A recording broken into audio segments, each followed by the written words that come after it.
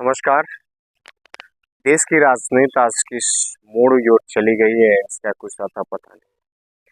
बात कर रहे हैं जिस तरह से देश में अभी के समय में राजनीति हो रही है, यानी कि प्रतिपक्ष के नेता राहुल गांधी, विपक्ष के जो नेता है राहुल गांधी, इनके ऊपर टिक्का टिप्पणी बीजेपी के बड़े बड़े नेता जिस तरह से कर रहे हैं, और उस पे बीजेपी के नेताओं का ना बोलना अपने आप में सवाल खड़ा कर दिया। जी हाँ, ऐसे ऐसे नेता जो इनके गठबंधन में महाराष्ट्र के जो नेता है वो कहते हैं, यानी कि वर्तमान में विधायक है, वो कहते हैं। इसके बाद से रोनित सिंह बिट्टू जो कल तक कांग्रेस में थे, अभी वो राहुल गांधी को आतंकवादी कहते हैं।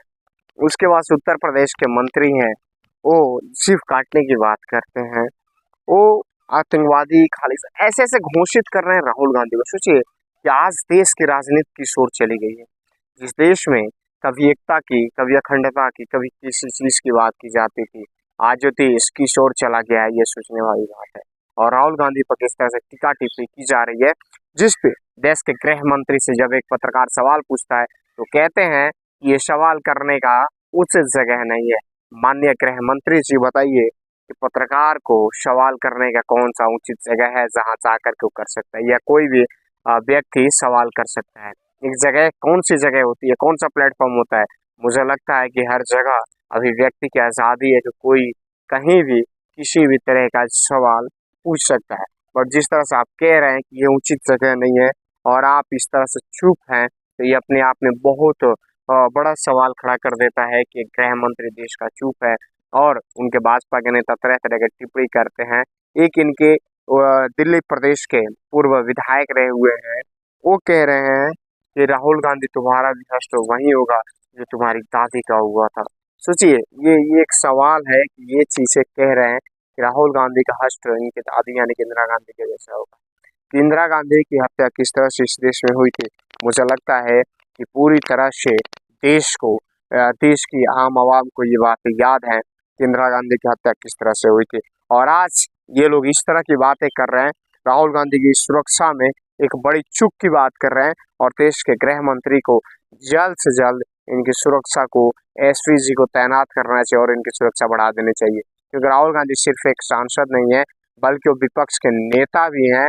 और राहुल गांधी एक बड़े कद रखने वाले नेता हैं, कांग्रेस के कद्दावर नेता हैं, गांधी परिवार से आते हैं, जिस परिवार ने कभी इस देश के लिए जिनकी दादी, जिनके पिताजी ने कुर्बानी दी है, उस परिवार से आने वाले राहुल गांधी।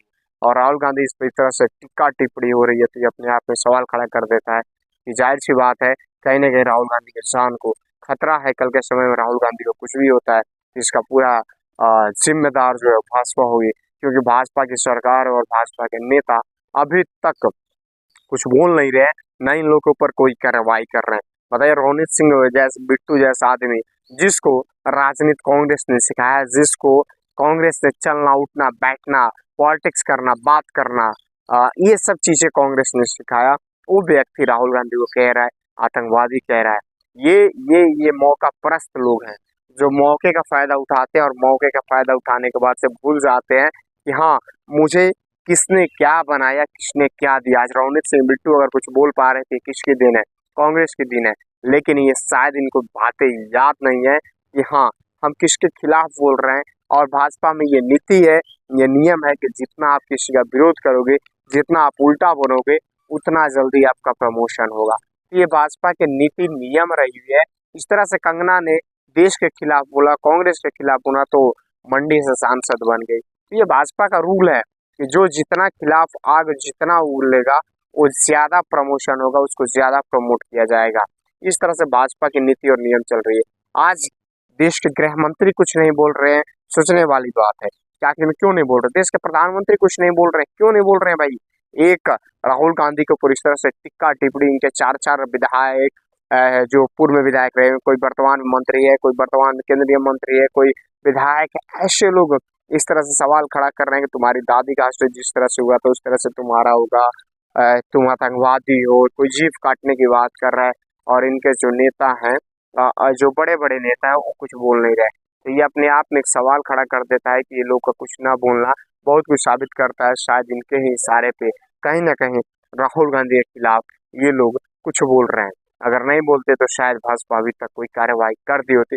यही अगर कांग्रेस की तरफ से कोई नेता बोला होता तो अभी तक भाजपा के जो है और ये जो गोदी मीडिया बैठे हुए एंकर है, ये लोग चिल्ला चिल्ला कर गले फाड़ते और टीवी पे बैठ के रोना रोया करते। लेकिन अभी कोई नहीं बोल रहा है, क्योंकि बोला तो कांग्रेस के खिलाफ गया है, बोला तो राहुल गांधी के खिलाफ गया है। शायद इनके खिलाफ गया रहता तो अभी तक ये चिल्ला उठते और बड़े जोर जोर से चिल्लाने का काम करते टीवी पर बैठ कर। लेकिन सवाल है कि प्रतिपक्ष के नेता है राहुल गांधी और उस पर बीजेपी कुछ नहीं बोल रही है।